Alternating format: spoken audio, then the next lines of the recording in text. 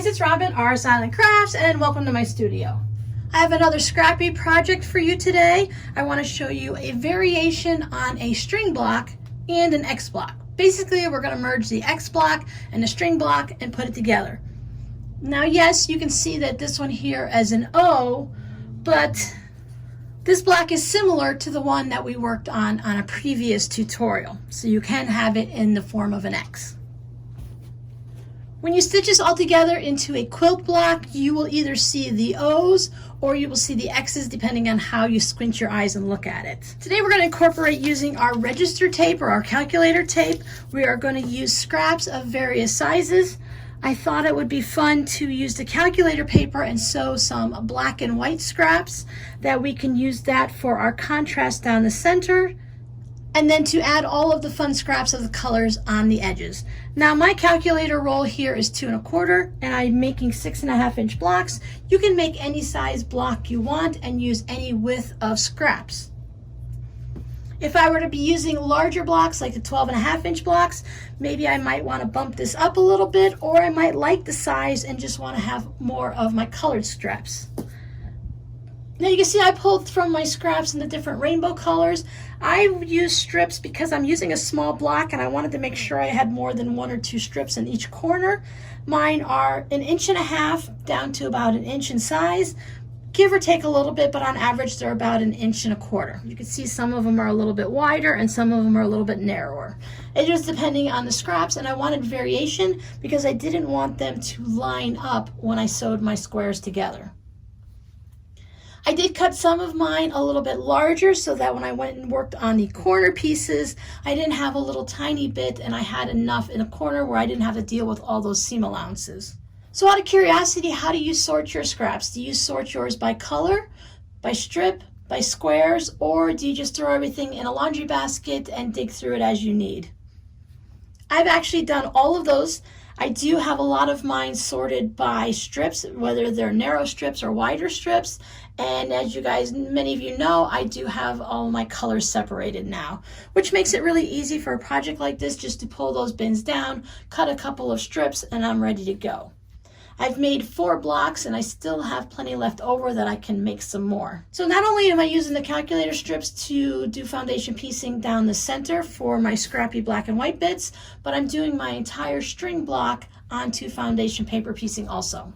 I think it's really fun not only to use up my scraps, but to also combine different blocks. So I have my string block and then I have the basic X block, and we're going to squish them together and make this fun block. So let's get started.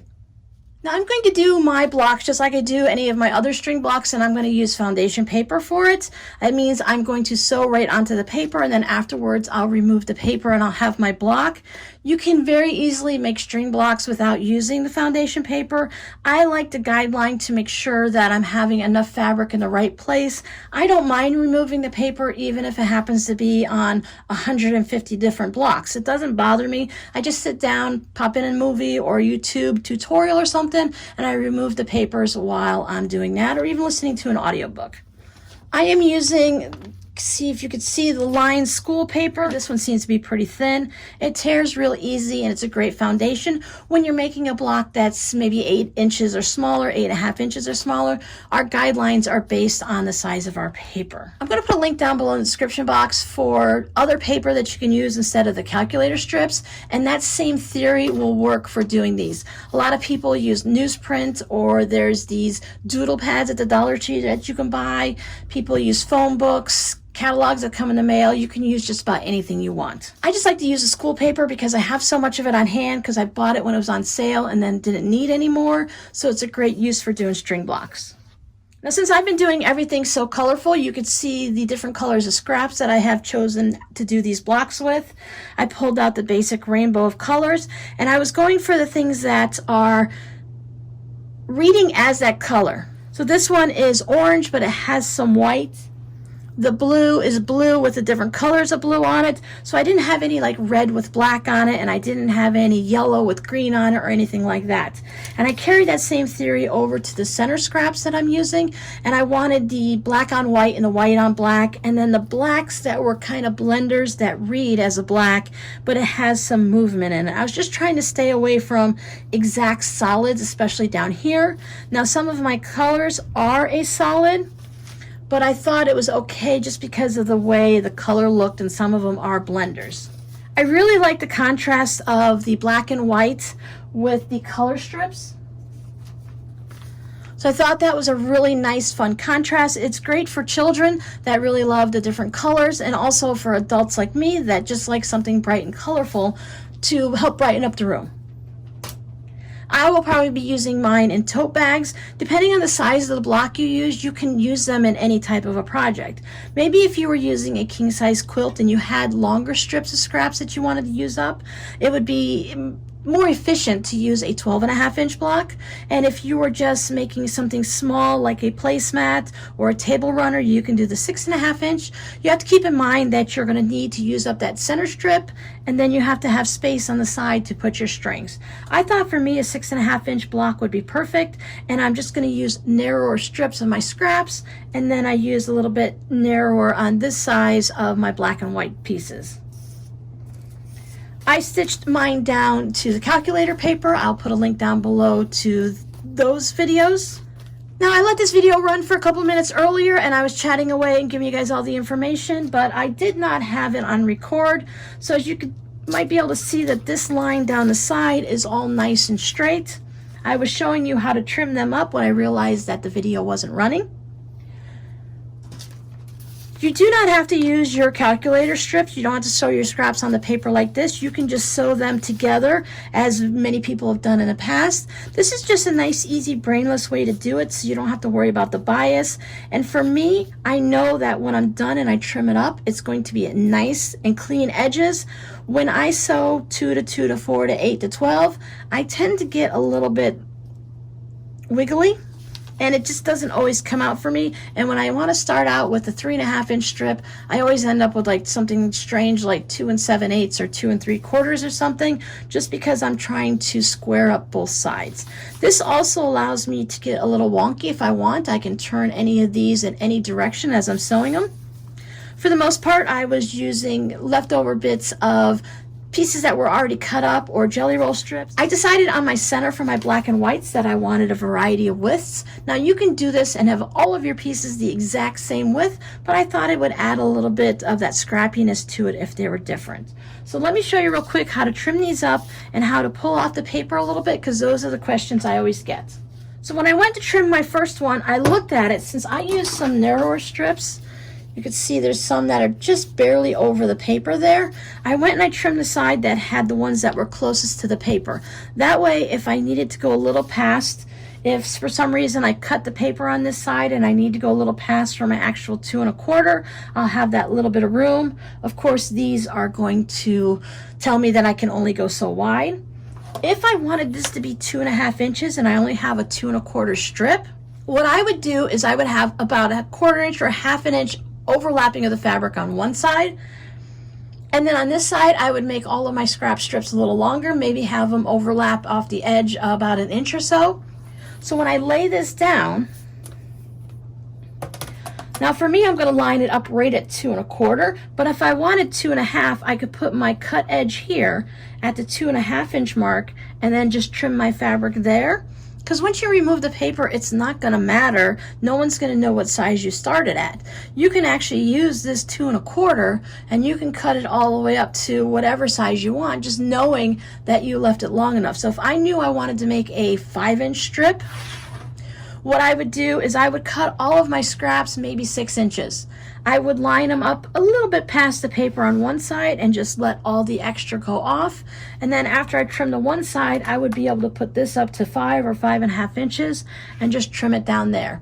I'd have the benefit of the paper, but not have to worry that I didn't have enough. But there'll be a link down below to show you different papers you can use for your strips, and the same thing goes for your foundation.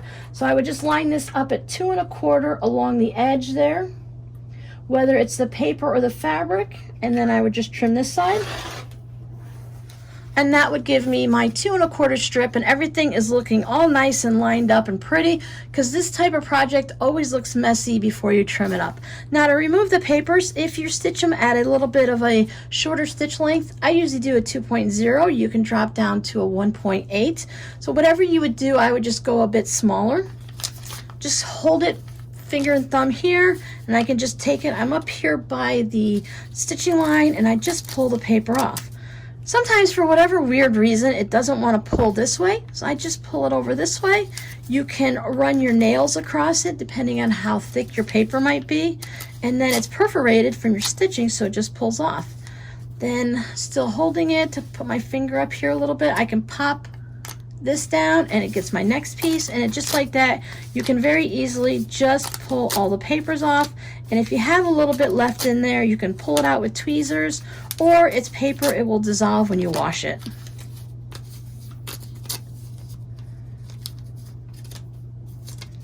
There you go, like that. It's a great project for kids to work on, to make it, and to help you remove all the papers. Removing the papers are great during family time when you're all sitting out in the living room watching movies, or if you're listening to an audiobook, or even if you're watching different YouTube tutorials like this one, you can just sit down and easily remove your papers. So I have my paper cut at 6.5 inches. Now to determine the length of this, I just took my roll of paper. Now this is going to work no matter what size square you're working on. I take my roll of paper and I put it so it's about 1 inch past that corner on the diagonal, and about 1 inch past this corner, and then I would just go ahead and cut it or tear it. Paper always rolls up like this because it came off a roll. You can put it backwards to get rid of that little bit of a roll, or you can do like I do and put it underneath a dry iron and just give it a good press, and it's nice and straight and flat. I like to do several of these at a time, so I chain piece them as it's going through the sewing machine. I just finger press each one.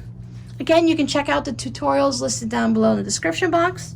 So now when I'm ready to do this, you could put a little dab of a stick glue or something down, but I don't want to have the paper glued to my fabric and have to worry about it afterwards when I'm removing it. I'm not going to where every little bit lines up perfectly. I don't mind if it's off just a little bit, but if you want to be everything exact, find the center of your strip and line it up with your point. I'm just going to go with the close enough is enough. Now if you look at my strip here, you can see that I have large bits of fabric coming off of each end, even though all of the ones in the center aren't as wide. And I did that on purpose.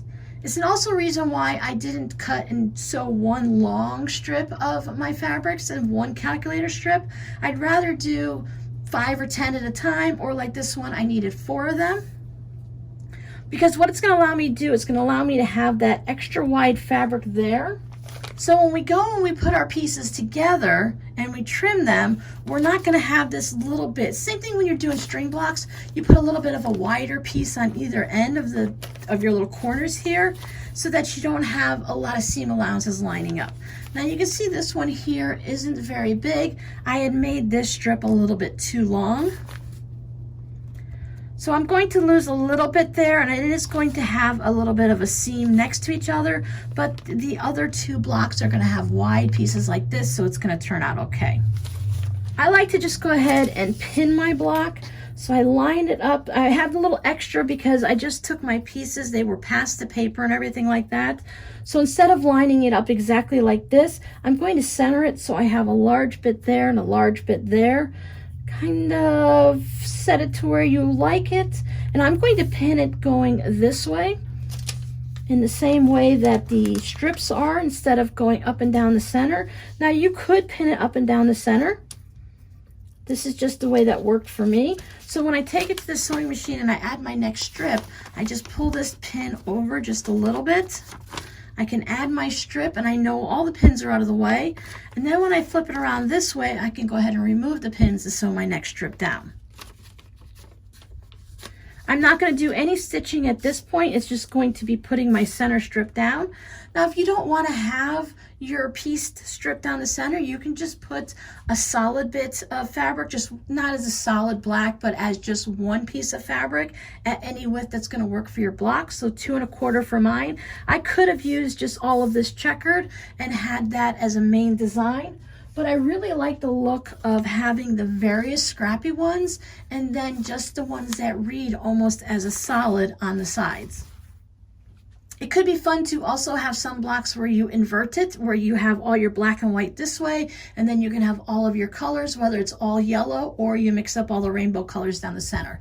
This block can be done in various ways. So now I would take this to my sewing machine and I would decide, okay, what do I have on each side? When I was doing my blocks, I wanted to have one of each color in it. It worked out perfectly for my size strips and my size block that I could have one of each color. I did duplicate every now and then, and it all depends on the width of your scraps, whether you'll have repeats or not. Now, if you want, as you're making them, you can make every block that you have a blue here and a yellow there, or you can make sure that you do 2 reds right down either side, so that as you're putting them together, whether you put them together in this configuration or some other one, you will have them match up. Now, because all of mine aren't exactly the same width, when I go to sew these together, I don't have to worry about matching up seams exactly. They're just going to go together, and if sometimes they match up, great, and if other times they don't, then that's going to be fine too. So what I like to do is I like to choose a color, one of my fabrics, and I will take this over to the sewing machine and I will stitch it down on this side, right sides together. When you stitch these, again, link down below for the string blocks, so how to make those. When you stitch these, you just want to make sure that when you stitch it, that you flip it over and you're going to have enough of that fabric that's going to go beyond your paper in either direction. You don't want to sew it to where you're going to end up seeing any of the paper sticking out. If that happens, you either need to move your strip up or you need to get a longer strip. I like to start with my longer ones, just like when you're doing that long strip down the center in a string block. I do my longer ones on either side, because then as you go, your strips are going to be shorter. If I start with one that is extra long, like this blue one, I'll be trimming it off down here. Then I know that I can take this one and I can put it in a different block, maybe a little bit closer to the point. So at this point, you're always going, your first strip is going to be right sides up, your black and white, and after that, they're all going to be right sides down, and you're just going to stitch them out to the corners. When I'm sewing my string blocks, since I'm doing multiple at the same time, I like to stitch down one side of all of my blocks, then I spin it over and I stitch down the other side. Then I can take that over to the iron and give it a nice press. I tend to use a dry iron because I am working off of the paper here. And then when it's all done, I like to give it a nice good steam press before I trim it up. But I'll show you that in a little bit. Now I can take it and I can put my next strip here, spin them all around, do my next strip there, and just keep working my way out to the end. And when I get to about this point, depending on the width of my strips and where I'm at, I want to use a larger piece, or if you have some squares, you can cut them on the diagonal and you can have one for each side or for different blocks, and that will fill up that space there. And I don't have to worry about having just a little tiny bit left when I trim them up. Let me finish this block and then I'll show you how to trim these up. So there is my next scrappy block, and as you can see, I definitely pulled out plenty to make several more. Trimming up is super easy. I've got a 6.5 inch block, so I'm going to use my 6.5 inch ruler. It is nice if you can use a rotating mat for blocks like this when you're trimming them up, or if you have a smaller mat, you can spin the entire mat or just move your block. It's going to work either way. I'm going to line my ruler up. Since I have my paper, it should be exactly 6.5 inches, but sometimes depending on how your paper is, it could shrink a little when you pressed it, or shrink a little bit in, or got a little twisted to the side when you did your sewing. So what I'm going to do is just going to make my first cut. I want to have it so that I didn't line mine up exactly, but if you have yours set exactly on the diagonal so everything lines up perfectly, you want to make sure the point is right in the center wherever you wanted it to be, even if it's not quite on your paper. As long as you have fabric going all the way around your ruler when you make your first 2 cuts, it's not going to matter after that where your paper is. If I want to line it up perfectly, I'll do that. But for me, I'm just going to cut it on the paper. It's going to be one of those close enough. Now my orange is really close here at the corner, and I have a little extra for my pink. So I might slide that up just to make sure that I don't lose anything in the tip. Now that's going to be in the seam allowance, so it's not that big of a deal. But as a just in case measure, I'll just slide it a little. I could also twist it if I need to, but since I didn't line it up exactly, I can always now line it up a little bit closer and make sure that I have fabric everywhere underneath my ruler. You can easily just spin your mat. I don't use this spinning mat too much. It is nice, but I've seen some that are more like the Lazy Susan, where it has an actual spinning device on it. This one is just, you have this little circle here. It's a plastic circle and a plastic on the back, and it just sets into this hole here. And maybe because I haven't used it that much yet, but it doesn't spin as freely as I would like. So if you're looking at spinning mats, maybe see if you can go to a quilt shop and test them out or something and see how. I've heard a lot of great reviews for the ones that spin like the Lazy Susans.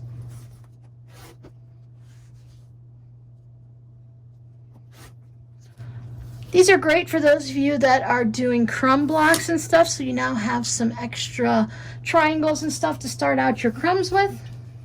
So that gives me my 4 pieces that I can decide how I want to set them up. Maybe I want to call it an X block and I want to do it like that. We're still basically doing the same design as we did before because smooth decided to have 2 blues in the center. So now I have this O block that goes around like that. But if you're just going to be doing this to make a pillow, then you can decide if you want it to be an O or an X. I really kind of like this way. I love the way it has that movement going around that way. Removing the paper on these is just like removing the paper on our calculator strips. If you used a little bit of a tighter stitching, you can go, as I said, down to the 1.8. Just pulls off. I'm just pushing with my finger here and pulling down this way, or you can run your hand through there. By using a shorter stitch length, hopefully you're going to avoid pulling on any of those stitches. So when you first start pulling it here, it's a good idea to put your thumb right up against the stitching, so when you pull this off, you're not pulling that stitching up, because we didn't back stitch anywhere in there because our blocks were larger, and then we trim them down. You can run your nail, or if you have a wooden iron or any type of a scoring or pressing tool, so if you have a little bit thicker paper and you're struggling with it, you can always do that.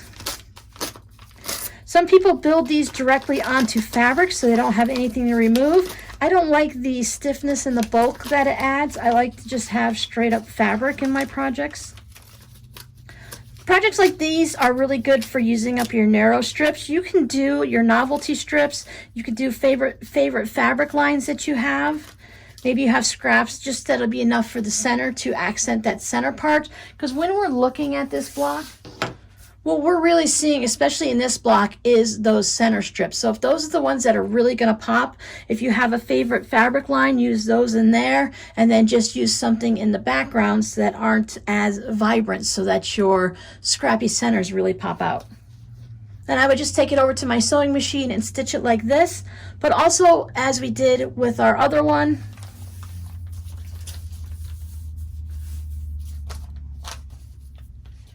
you could still go with the zigzag border. So now you've seen 2 options, one where we just have that solid piece of fabric on each side so that it uses up your larger bits and it's a calmer project and it reads as one thing. Or you can just go ahead and use all your scraps and make it totally wild and crazy.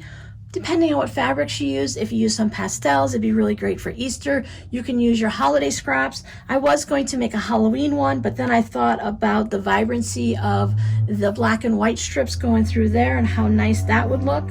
I think this would be really nice as a pillow, even in just these sides, and then you could have a border around it to bring it up to the size you need, because if you're going to use 6.5-inch squares, you're going to end up with a 12.5 before you sew everything together. Quilt block, so if you want to bring it out to a 16 or 18-inch pillow form, you just need to figure out how wide of a strip you need. You can make a black border, go around it first, and then add some color afterwards. Take all your scraps and stitch it all the way around and give yourself that nice big pillow, and then you can just match your kid's room or match it for a holiday or your home decor, or just have something with a big pop of color to go onto your couch. So I hope you enjoyed this video. Thank you for hanging out with me in my studio. Your code word for this week will be POP, P-O-P, because we're going to get a big pop of color if we were to put this as a pillow on our couch. So thanks for hanging out with me, and I'll see you guys next time. Bye.